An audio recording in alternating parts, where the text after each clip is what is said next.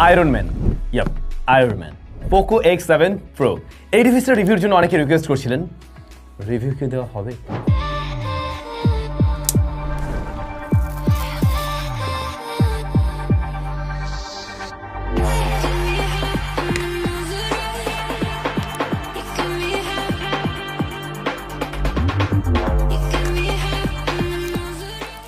ভাই যাই বলেন না কেন, জিনিসটার বক্সটা কিন্তু সেই করছে, খুবই সুন্দর করছে, বাট চার্জারটা নাই, দুঃখ পাইলাম আর কি। চার্জারটা থাকলে আসলেই ভালো হইতো, অর্ডারটা দেয়নি। ডিভাইসটার রিয়ার প্যানেলটা দেখে কার কার ভালো লাগছে হাত তোলেন, কমেন্ট করে জানাবেন কেমন লাগছে। অনেকেই ভাবতেছেন যে এই জিনিসটা আসলে উঁচু, মানে এই যে হেডটা দেখে মনে হচ্ছে অনেক উঁচু হয়ে আছে, এমন না, এটা আসলে নিচুই। আর এটার রিয়ার প্যানেলটা কিন্তু গ্লাস না, গ্লাস হলে আরও বেশি প্রিমিয়াম ব্যাপার স্যাপার থাকতো। এটা প্লাস্টিকে তৈরি, তবে ফ্রস্টেড টাইপের হওয়াতে কিন্তু ফিঙ্গারপ্রিন্ট একদমই বসে না। আর এখানে যে এই যে ইয়াগুলো রয়েছে, মানে যে ডিজাইনটা করা রয়েছে আর কি, এটার উপর হাত দিলে আপনি একটা টেক্সচার ফিল পাবেন যে হ্যাঁ এটা একটু উঁচু উঁচু হালকা, মানে একটু লাগে আর কি। ভাই এটা কিন্তু সুন্দর, মানে এই যে স্পেশাল এডিশনগুলো বা এই যে আয়রন ম্যান এডিশন, এই জিনিসগুলো সবার কাছে খুব আহামরি লাগে না, বাট আমার কাছে পার্সোনালি এইটা ডিজাইনটা বেশ ভালো লাগছে, খুবই ইউনিক। মানুষজন দেখলে ভাববে কি এটা হয়তো স্টিকার করা বা এরকম কিছু, অনেকে ভাবতে পারে এমন। এখন ঘটনা হলো এইটা আবার তাহলে কি, এটা না দূর, এই যে এটা, এই জিনিসটা কি, এই জিনিসটা সেম জিনিস।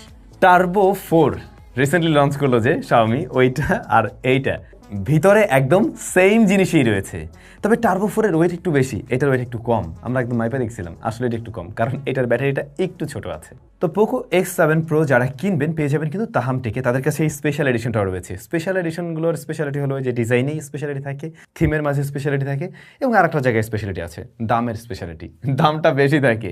আমি প্রাইসগুলো, কারেন্ট প্রাইসটা এখানে দিয়ে দিলাম, একটু ডেসক্রিপশনে দেখে নেবেন, এখানে আপডেট করে দেওয়ার ট্রাই করবো, কারণ day to day price change হবে। তো আপনারা এই ফোন কেনেন আর যে ফোনে কিনুন না কেন, তাহাম থেকে কিন্তু পেয়ে যাবেন।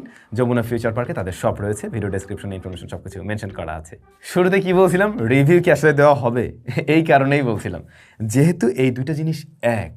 রেডমি টার্বো 4 এর ফুল রিভিউ আপনারা দেখছেন হয়তো, যদি কেউ না দেখে থাকেন এটা কাইন্ডলি দেখে নেবেন, ইন ডেপথে ওখানে আলোচনা করা হয়েছে। দুইটা জিনিস সেম পারফরমেন্সেই পেয়েছি।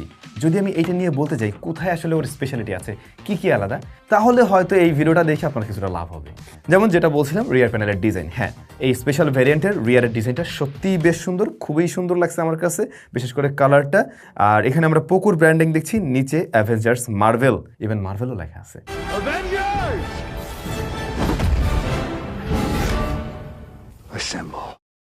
এই ব্যাপারটা মার্ভেল ফ্যানদের কাছে ভালো লাগতে পারে, বিশেষ করে যারা অ্যাভেঞ্জার্স মার্ভেল ফ্যান রয়েছেন আর কি, তাদের কাছে আমার মনে ভালো লাগার কথা। বডি ফ্রেমটা প্লাস্টিকে তৈরি হলেও বরং এই যে এই টার্বোর চাইতেও এটার বডি ফ্রেমটা আরও বেশি প্রিমিয়াম একটা ভাইব ক্রিয়েট করতে পারে। এখানে আবার দেখেন এই যে হোম বাটন যেটা, এটা কিন্তু ওরা লাল করে দিয়েছে, তো যার ফলে একটা কন্ট্রাস্টি ভাইব আসছে, দেখতে খুব সুন্দর লাগছে আর কি। প্রয়োজনীয় পোর্শন বাটন তো সব কিছু আছে এই ডিভাইসেও একই রকমভাবে, 3.5 মিলিমিটার হেডফোন জ্যাকটা অবশ্য বাদে। ডিসপ্লে পাশটাতে আসলে এইভাবে নর্মালি দেখতে তো আপনার কাছে আলাদা মনে হবে না, সেম টু সেম মনে হবে, বাট যখন কিনা আপনি এর ইউআইয়ে যাবেন, ভিতরে যাবেন, তখন বুঝতে পারবেন হ্যাঁ এটার থিমটা ডিফারেন্ট। এবং এইখানে ওই যে সমস্ত কিছুই রাখা হয়েছে অ্যাভেঞ্জার্স স্টাইলে, আয়রন ম্যান স্টাইলে, যে বিষয়টাও আপনি এনজয় করতে পারেন। তবে হঠাৎ করে দেখে কোনটা গ্যালারি কোনটা সেটিংস বুঝতে একটু কষ্ট হতে পারে, বাট ইউজড হয়ে গেলে তার কোনো প্যারা নেই। কিন্তু যদি সত্যি আমার মতামতটা দিই, আমার রিয়ার প্যানেলটা দেখে যতটা বেশি ভালো লাগছে, এটার ডিসপ্লের ভিতরে ঢোকার পরে ব্যাপারটা ততটা আমার কাছে ভালো লাগে নাই পার্সোনালি, এটা ভালো লাগে না আর কি। এখন এই ব্যাপারটাও আপনার উপরে, আপনি চাইলে খুব সহজে থিমটা চেঞ্জ করে নিতে পারেন, একদম রেগুলার ডিভাইসের মতো করেই রাখতে পারেন, সেটা আপনার ব্যাপার। এমনিতে কোনো ধরনের আলাদা ফিচার আমরা দেখছি না, মানে ধরুন এটা আয়রন ম্যান এডিশন, আপনি কোনো এক জায়গায় চাপ দিলেন, একটা স্যুট বের হয়ে আসলো এখান থেকে, অথবা এই যে হেলমেট মাথাটা বের হয়ে আসলো আপনার মাথায় পরাই দেবে, এরকম কোনো ব্যাপার নাই।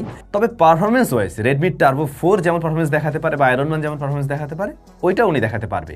এই ফোনটাতে একেবারে লেটেস্ট একটি চিপ রয়েছে, আপনারা জানেন, মিডিয়াটেক ডিমেনসিটি 8400 আলট্রা, যেটা নিয়ে আগের ভিডিওতে, টার্বো 4 এর ভিডিওতে আমি ইন ডিটেইলে আলোচনা করছিলাম যে 3টা ক্লাস্টারে বিভক্ত এই প্রসেসরটার, যার সবগুলো কোরই হচ্ছে Cortex A725, সবগুলোই কিন্তু।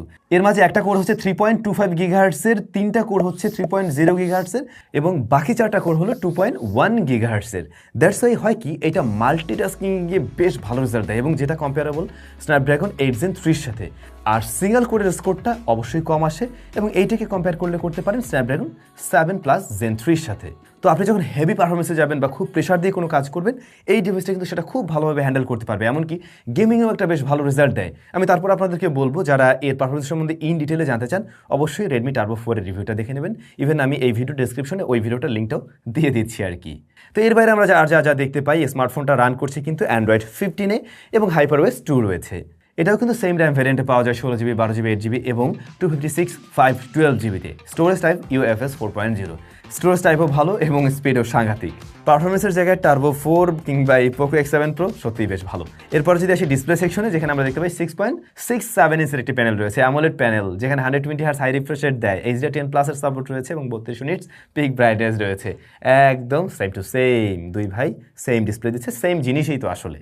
আর ক্যামেরা রিয়ারে রয়েছে দুইটা শুটার, দুইটাই কাজের। 50 megapixel main Sony LYT 600, light 600 এবং 8 মেগাপিক্সেল আলট্রা ওয়াইড শুটার। কিছু ছবি আমি এখানে দিয়ে দিলাম, পোকো দিয়ে তোলা হয়েছিল এইগুলা।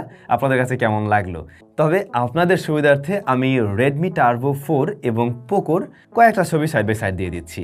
কোনটা কার কাছে বেশি ভালো লাগছে কমেন্ট করে জানাতে পারেন। কিন্তু 4K 60 FPS ভিডিও রেকর্ড করা যায় এই ডিভাইস দিয়ে। আর ফ্রন্ট ফেসিং ক্যামেরা 20 মেগাপিক্সেলের। স্টেরিও স্পিকার আছে, যেটাও আমি ঠিকঠাক পেয়েছি। তবে ব্যাটারি বলছিলাম একটু কমতি রয়েছে, এইটাতে 6000 mAh এর ব্যাটারি থাকছে, যেখানে টার্বো 4-এ আমরা পেয়েছিলাম 6550 mAh এর ব্যাটারি। বাট দুইটা চার্জার আবার সেম, চার্জার হচ্ছে গিয়ে 90 ওয়াটের। এখন এই যে ব্যাটারি একটু কম, যে কারণেই কিন্তু পোকোর এই ডিভাইসটাকে একটু আলাদা করা যাচ্ছে এবং ব্যাকআপও একটু কম পাবেন। আর এটা একটু লাইট ওয়েট হয়েছে। সত্যি বলতে এই একটু লাইট ওয়েট হওয়ার কারণেই আপনি যখন হাতে নিচ্ছেন না, তখন এই ফোনটাকে আপনার কাছে অনেক বেশি বেটার ফিল দিবে। আপনার কাছে মনে হবে এটা আরও লং টাইম রাখা যাবে। এবং অ্যাট এ টাইম দুইটাকে হাতে নিলে এইটাকে অনেক বেশি ভারী মনে হয়। তো এই 10 গ্রামেই অনেক কিছু মনে হয় তখন হাতের মাঝে আর কি। যাই হোক, এই আয়রন ম্যান এডিশনের স্পেশালিটি ওই জায়গায় ডিজাইনেই, এর বাইরে কিছু না। আপনি বক্সটা স্পেশাল পাবেন এবং মানুষের কাছে গেলে একটা আলাদা অ্যাটেনশন পাবেন, দ্যাটস ইট।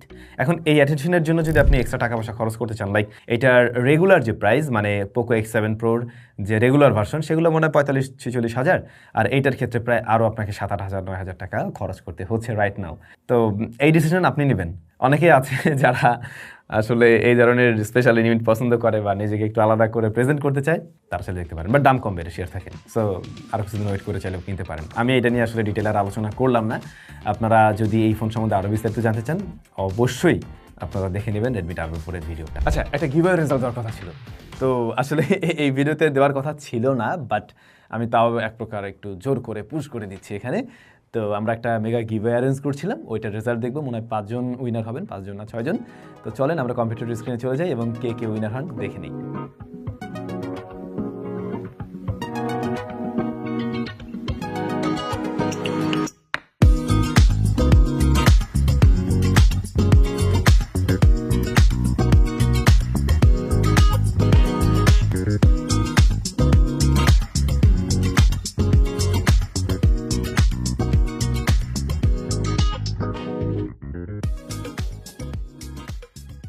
অনেক অভিনন্দন আজকে যারা উইনার হলেন। খুব শীঘ্রই আমাদের সাথে নিশ্চয়ই যোগাযোগ করবেন। আপনার ভেরিফিকেশন, আপনার গিফট আপনার ঠিকানায় পৌঁছে যাবে। যারা উইনার হন নাই, একদমই মন খারাপ করার কারণ নেই, কারণ মাঝে মাঝে আমরা ট্রাই করি এই ধরনের গিভঅ্যাওয়ে দেওয়ার। সো সাথে আবারও দেখা হচ্ছে নতুন ভিডিওতে। সবাই ভালো থাকবেন, অনেক বেশি ভালো।